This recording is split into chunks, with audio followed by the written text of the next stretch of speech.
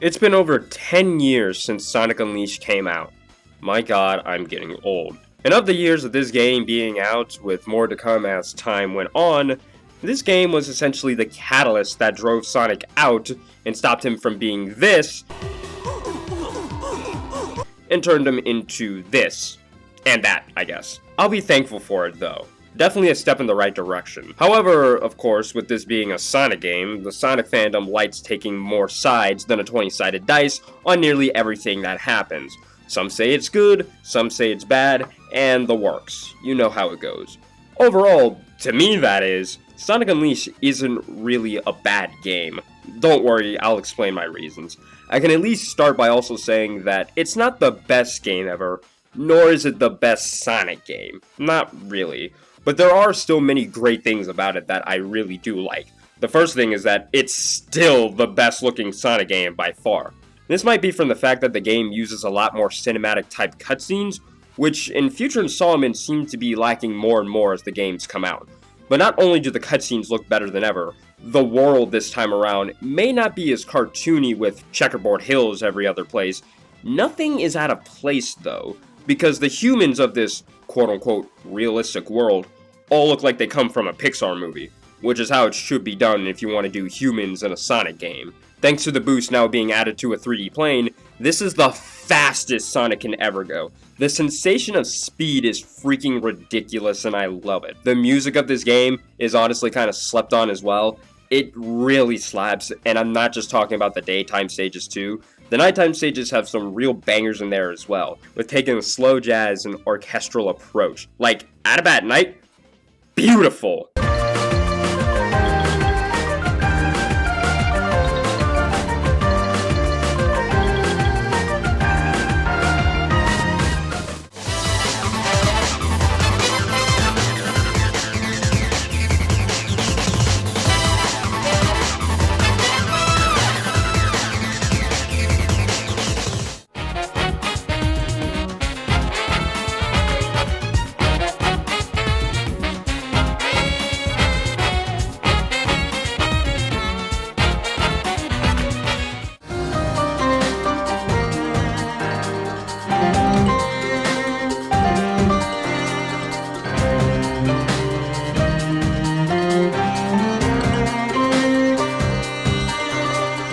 Now let's talk about the elephant in the room, the Werehog, and why a lot of people stay away from this game. It's quite scary.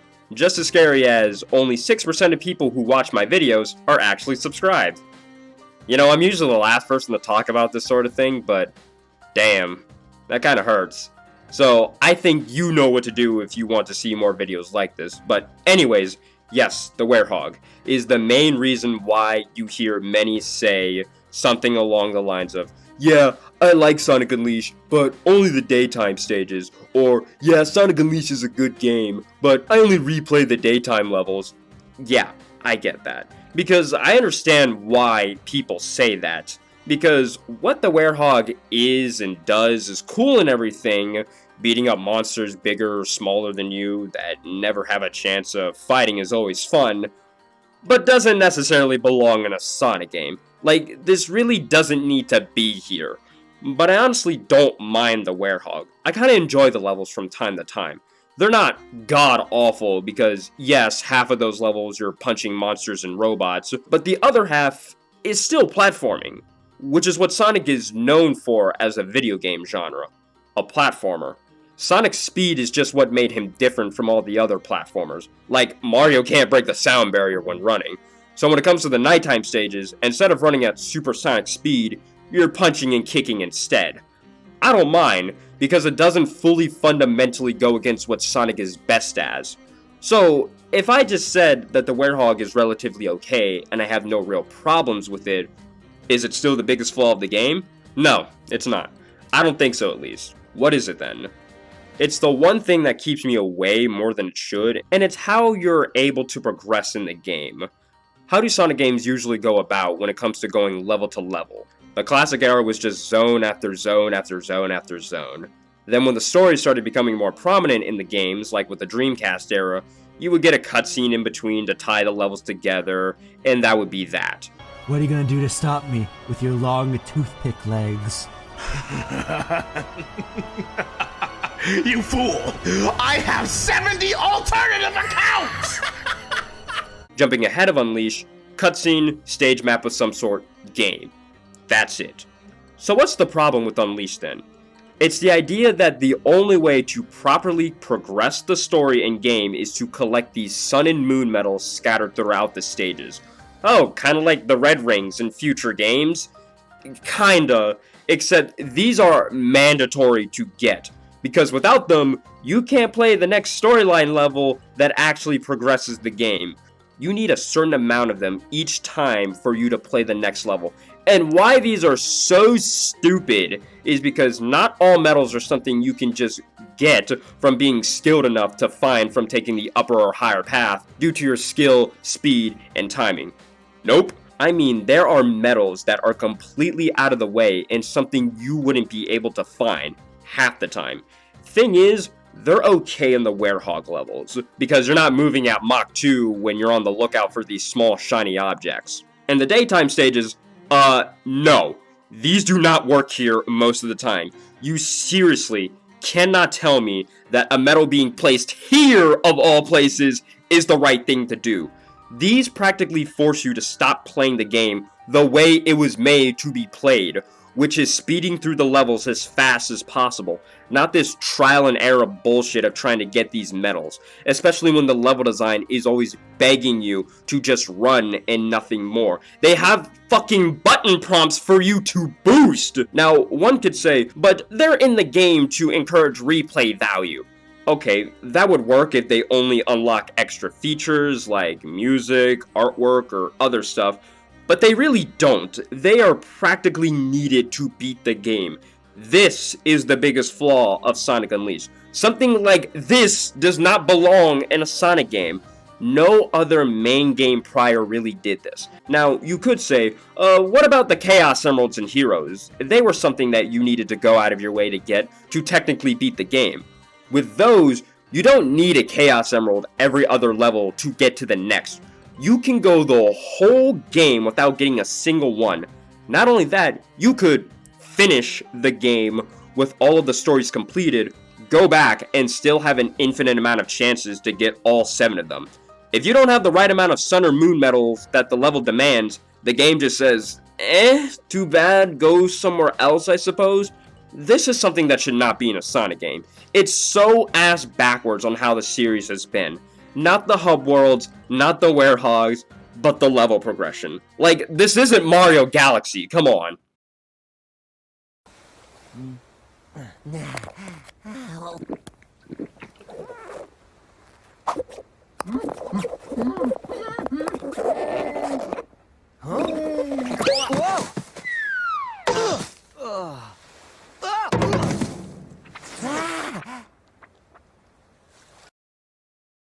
You got to give of you. You gotta give of you. You gotta give of you if you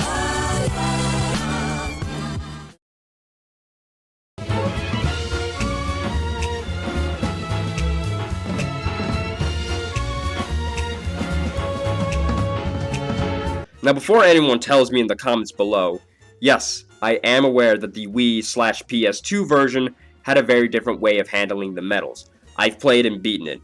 And that port of the game, you are awarded the medals based on how well you did in the level. This is something that should have been carried over into the HD port. I know that both variations of the game were done by 2 different studios, but damn, this is the one page they should have taken if they had the chance. The ranks don't really play a huge part into Sonic games, but are certainly there to inspire some sort of replay value. So instead of breaking into a house or stopping on a dime while running just to try and obtain 1 or 2 moon medals, it definitely would have been better if it went off of your combos you've done, or how fast you've beaten the level, or how little you got hit, and you would be given the amount of medals earned. Like, B rank would give you, say, 8 medals. Not bad, but you know you could do better the next time you play. Play it again, and you get an S rank this time around. Now you get 12 medals. And it can nearly be doubled in the nighttime stages, because in every Act 1 of both Day and Night by Kid Cudi, there's 10 medals for day and then 16 for night. This would have been so much better for the HD port. The medals from the Wii port was really the only thing that was used right. Everything else is kind of stiff and clunky when playing as either Sonic or the Werehog, but talking about that is for another day. I think by this point, everyone who's still here, I guess, can fully understand what I'm talking about. I don't hate Sonic Unleashed, not by a long stretch. It's really a great game, even with the one aspect that many get turned off by. I don't dislike that either. Though the means of how the game dictates on how I should progress in the game is one I do not enjoy exactly, especially with it being placed in a Sonic game of all things.